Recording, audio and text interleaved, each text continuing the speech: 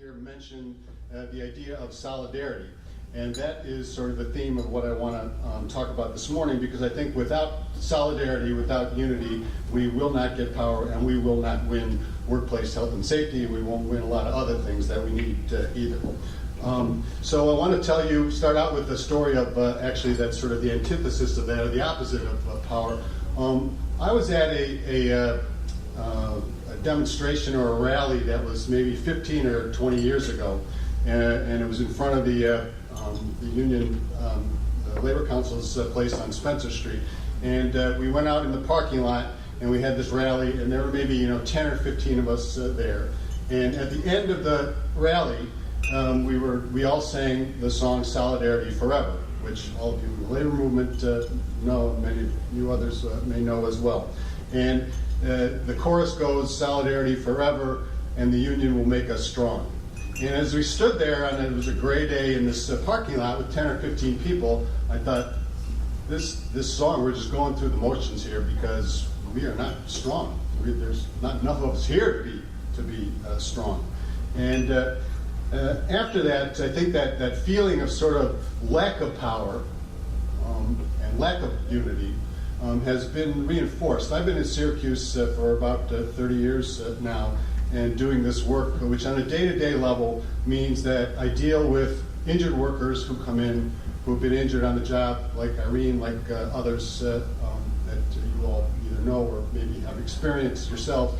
And those workers who come in are extremely disempowered, right? They've lost their jobs, they've lost their livelihood, they've lost their financial status, they've lost their status in the community, and the workers' compensation system that we have to deal with is a broken one, and employers are typically not really willing to do what's needed to clean up conditions and bring people back to work to clean reasonable jobs.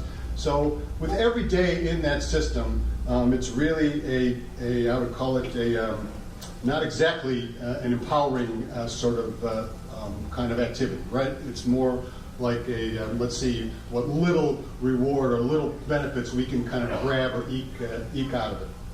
And then, over the last number of years, 30 years really, but more recently, you watch the news internationally, but especially in our country, and you see things like neo-Nazis who are marching through our streets in Charlottesville a couple of years ago. And then not only after they march, not only after one of the protesters is murdered by one of them, that afterwards we have the President of the United States who tells us that there are good people among those neo-Nazis and makes them the equivalent of the ones who were protesting against them.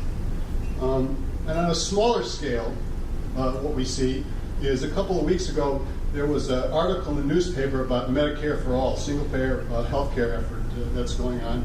And one of the letters to the editor in response to that was from a guy who identified himself as a 28-year-old guy from Syracuse. And what he said was, "I do not want a single-payer healthcare system. I don't think we should have universal health care. Health care is not a right."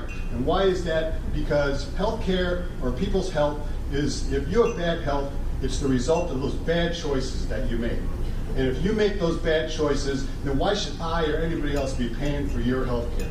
So I don't want to pay for it. I don't think anybody else should pay for it. And to me, that stood out for a number of reasons, but one of the ones I'm bringing up today is because it was the antithesis of the idea of solidarity, right? It sort of speaks about a society in which everybody thinks of themselves as a complete individual. Their own interest is all that counts, and everybody else can go to hell, basically. So as a result of that, as a result of these experiences, I think what I found, at least for me personally, is over the last 30 years, is that sort of like my vision has become narrower and narrower, in the sense that, when I first came to Syracuse, I had the idea that, well, with safety and health, with the opening of this occupational health clinic, that we were going to do things that were going to contribute to changing the world, to changing our society, to making big changes.